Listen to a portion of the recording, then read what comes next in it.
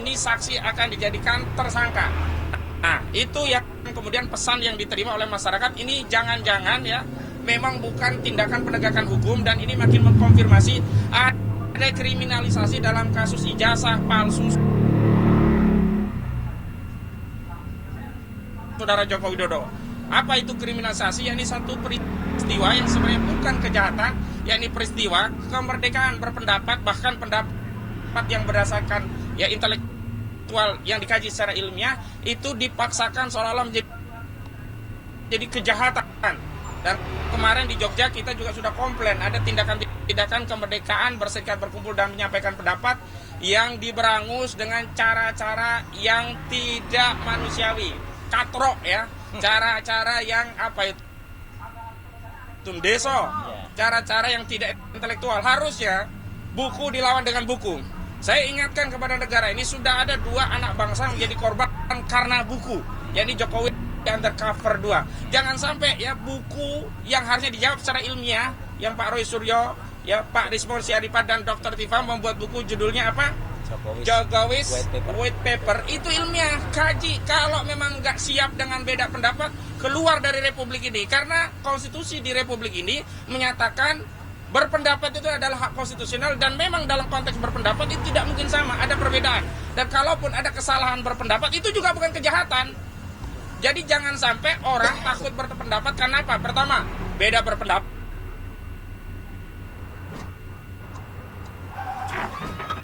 Tenaga lobet kerja jadi lelet. Hemaviton Jreng dengan T8 madu berkualitas. Segarnya energi jreng. Gas kerja keras. Hemaviton Jreng. Beda berpendapat. Yang kedua, salah berpendapat. Padahal beda pendapat dan salah berpendapat itu bagian dari hak konstitusional, bukan maling, bukan korupsi, bukan kejahatan yang bisa dipidana. Nah, itu yang pertama. Yang kedua, sejak awal kami sudah komplain ada penyelundupan hukum di kasus ini. Tapi ternyata ada 2 tindakan sekaligus. Di awal diselundupkan pasal-pasal yang tidak relevan, pada penyidikan dikeluarkan pasal-pasal yang sebelumnya masuk pada proses penyelidikan kemudian dikeluarkan. Apa itu? Yang pertama, ini kan kasusnya 311, 310 KUHP dan 27A yang berkaitan dengan fitnah dan pencemaran. Tapi tiba-tiba dimasukkan ada pasal 35 dan 32 Undang-Undang ITE yang ancamannya 12 tahun dan 8 tahun begitu. Ya, yang kedua, bukan diselundupkan, justru dikeluarkan. Sebelumnya laporan dari yang awalnya katanya Pradi Bersatu, begitu SPDP tidak ada itu pelapor atas nama Pradi Bersatu, yang ada hanya lecumanan. Sebelumnya ada pasal 28 ayat 3 Undang-Undang ITE, junto pasal 45A ayat 3 Undang-Undang ITE, yang terbaru diubah dengan Undang-Undang nomor 1 tahun 2024 yang merupakan perubahan kedua atas Undang-Undang nomor 19 tahun 2016 yang merupakan perubahan dari Undang-Undang nomor 11 tahun 2008 tentang ITE, informasi dan transaksi elektronik. Kenapa? Pasal 28 ayat 3 itu mengedarkan kabar bohong yang menerbitkan kerusuhan, yang mengakibatkan kerusuhan. Ternyata yang bohong itu justru Pradi Bersatu. Sebelumnya kalau wawancara kemana-mana, dia katakan Pradi Bersatu melaporkan, Pradi Bersatu melaporkan. Ternyata setelah SPDP tidak ada pelapor atas nama Pradi Bersatu. Begitu kami kritik ini ada kebohongan, pasal 28 ayat 3 tentang pasal kebohongan ini hilang.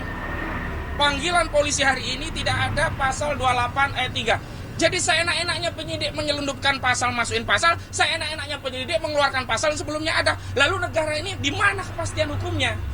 Jadi nggak boleh sebau-maunya pasal dimasukin, pasal dikeluarin. Kalau memang konsisten ada pasal 28 ayat 3, kenapa hilang di proses penyidikan? Nanti dalilnya itu kan kewenangan penyidik.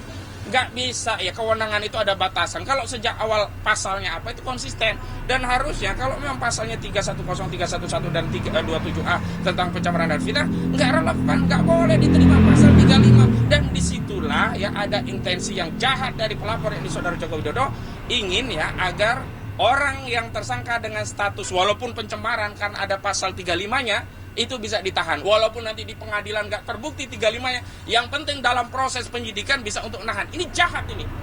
Dan hukum kita ini nggak boleh seperti itu. Tangkap duluan, tahan duluan, putusan urusan belakangan. Terbukti dalam kasus Gus Nur, itu kan sebelumnya muncul 156A KUHP. Karena apa? Ya, ngubah hal itu dianggap penistaan agama. Masuk 156A KUHP. Kedua, kabar bohong. Ketiga, delik sara. Ujung-ujungnya apa? Kabar bohongnya nggak terbukti. 156A tentang penodaan nggak terbukti.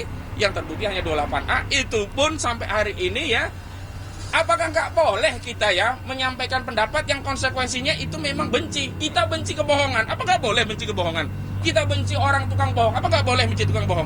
Hak masyarakat kalau mencintai keadilan dan membenci kebohongan. Hak masyarakat kalau mencintai kejujuran, termasuk orang yang membawa kejujuran, dan membenci orang yang tidak pernah jujur, orang yang berulang kali bohong. Jadi sekali lagi saya ingin tegaskan kepada penyidik Polda Metro Jaya, profesional. Dan salah satu indikator profesionalnya hari ini adalah tidak boleh ada pemeriksaan yang melebihi batas-batas yang kemudian itu tidak dianggap wajar. Yang wajar itu ya sampai maghrib lah. Karena Pak Roy, Pak Rizal, juga Bu Kurnia itu punya keluarga. Nah yang terakhir, saya mau informasikan hari ini pemeriksaannya ada 3 klien kami.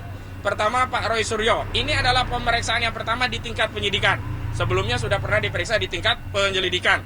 Yang kedua, Kurnia Triroyani. Yang ketiga, Bung Rizal Fadilah. Kalau Pak Roy ini akademisi, peneliti, Bu Kurnia ini advokat. Yang ketiga, Pak Rizal Fadilah ini aktivis. Jadi ada 3 genre ya hari ini yang diperiksa.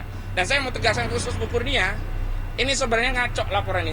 Semestinya kalau dia tahu ini adalah advokat dan memang tugas tanggung jawab advokat untuk membela klien, dan konteks pergi ke Solo itu dalam konteks untuk mendampingi klien, juga peristiwa Jogja, juga peristiwa diskusi-diskusi dan yang lain itu mendampingi klien, ini tidak boleh langsung dibawa ke Polda, dibawa di laporan polisi, harus bawa ke Dewan Kode Etik Advokat, ke Dewan Kehormatan, diperiksa oleh Dewan Kehormatan Advokat. Dalam hal ini Bu Kurnia bernaung di Perhimpunan Advokat Indonesia, Peradi saja ya, nggak ada bersatunya ya, Peradi ya. Ya itu harus diteliti dulu apakah ini bagian dari tugas dan fungsi sebagai advokat yang menjalankan tugasnya dalam rangka untuk melaksanakan kuasa yang diperoleh dari klien, atau memang ini keluar dari itu. Kalau memang itu bagian dari tugas fungsi advokat, nggak bisa dipanggil oleh penyidik. Ini kita sesama penegak hukum, nggak boleh dong offset penyidik manggil advokat. Nanti advokat manggil penyidik kan nggak boleh juga. Jadi semua harus menghormati koridor hukum sebagai bagian dari catur wangsa penegak hukum, advokat penegak hukum, jaksa penegak hukum, penyidik penegak hukum, hakim pun penegak hukum gitu. Dan terakhir memang saya mau tegaskan ini berkaitan, masih lagi-lagi berkaitan dengan suatu peristiwa yang dikatakan ada dugaan tindak pidana, yaitu peristiwa pada 22 Januari 2025. Tapi kita belum tahu